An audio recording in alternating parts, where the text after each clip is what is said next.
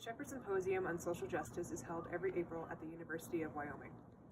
The symposium invites presenters and participants from across disciplines to speak about social inequality from a multiplicity of lenses and perspectives. Originally started as a conference centered around education, the symposium invites dialogue about social justice and includes topics of race and ethnicity, gender and sexual orientation, disability, and class. Over the years, the symposium has grown to involve participants from throughout Wyoming and the United States, and has grown to add a GSA, Gender and Sexualities Alliance Day, every Saturday for high school students across Wyoming and the surrounding region. It also includes sustainability and accessibility initiatives to ensure that the symposium contributes in a meaningful way towards its own aims. Dialogue that engages the questions of how to take actions and use strategies to eliminate social inequality. These initiatives partner with student and community groups to bolster what we can achieve together. The Shepard Symposium began in 1997 and was renamed in 2002 to honor the work of the Shepard family after their son was brutally beaten and left to die because he openly identified as gay. Engaging the university, Laramie, and surrounding community in transformative dialogue about social justice with artists, scholars, activists, and fellow community members ensures that this living reminder of Matthew Shepard will continue to make a difference in terms of social justice education. As such, accessibility plays a key role in the symposium and ensures that the symposium is as accessible, inclusive, and diverse as it can be. Shepard Symposium is committed to making our event as accessible as possible. In the last few years, symposium organizers have worked to maximize physical accessibility, integrate captioning, and to provide assistive technology, volunteer assistance, and accessible materials, as well as a low-sensory room for participants. We see this commitment to access as integral to intersectional social justice work, and we hope these efforts enhance everyone's experience. While there are several roles a volunteer can choose during the symposium, such as helping with the lunch line or sitting at the registration table, accessibility is a central component that underlines every volunteer role. We also would like to help inform attendees about the importance of access and steps we can all take towards a more inclusive world.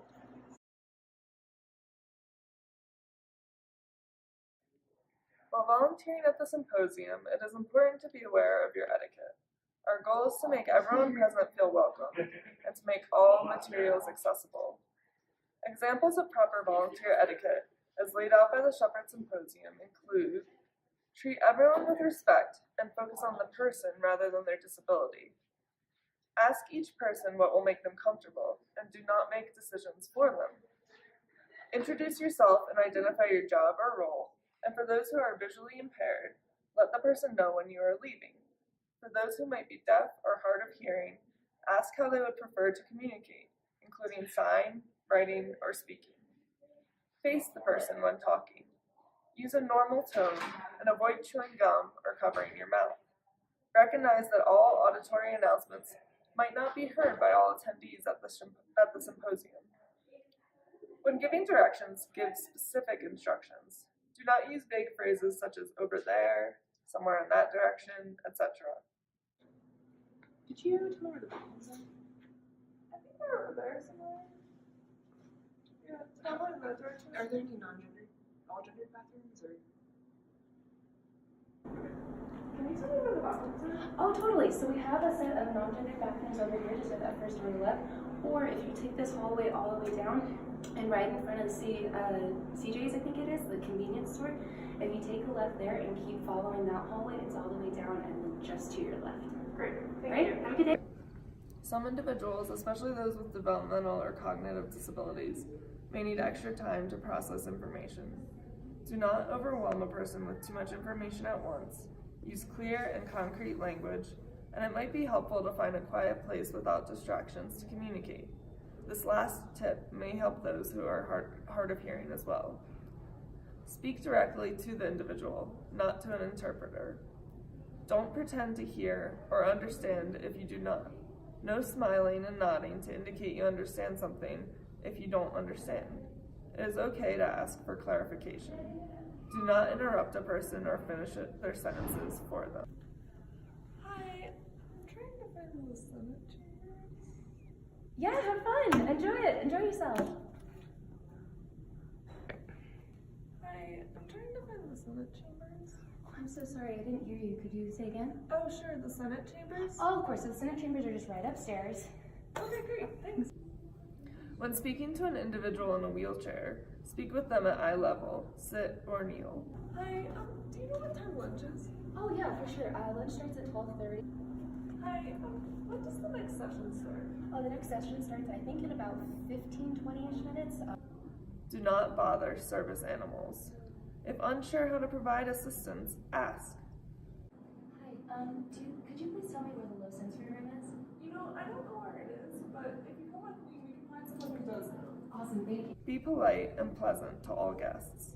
Make yourself approachable. Please do not sit with your phone or be closed off. Can you tell me where the registration tables are? I'm sorry, what? The registration tables? Oh, yeah, just. Okay.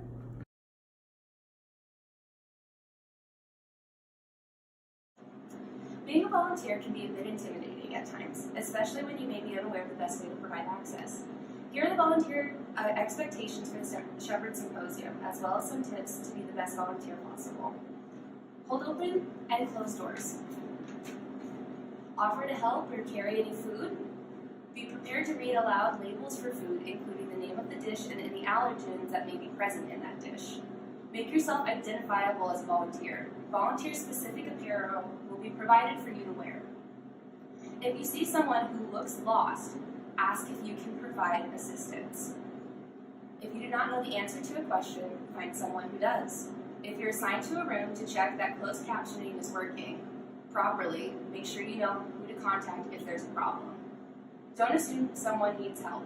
Instead, ask if you can provide assistance. If somebody says no, that's okay. Don't feel bad or upset or embarrassed. Hi, can I help you through butt failing? That's okay, I've got it. All right, have a good day.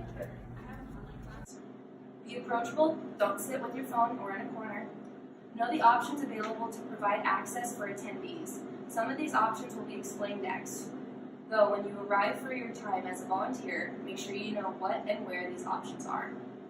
Shepard Symposium has many access providing initiatives. Some include fragrance-free soap, a designated quiet and low sensory area, large print and braille materials, reserved seating for individuals with visual or hearing impairments, pulled chairs for those who have wheelchairs, walkers, strollers, or service dogs, and closed captioning.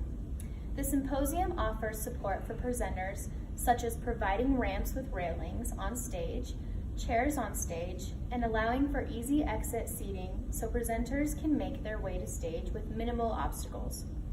One major principle of accessible conference planning is to make the conference accessible upon arrival. What this means is we want to have as much accessibility built into the conference ahead of time as possible. Making a conference accessible upon arrival ensures that presenters and attendees alike feel welcome and included in the conference. However, sometimes issues of accessibility arise unexpectedly.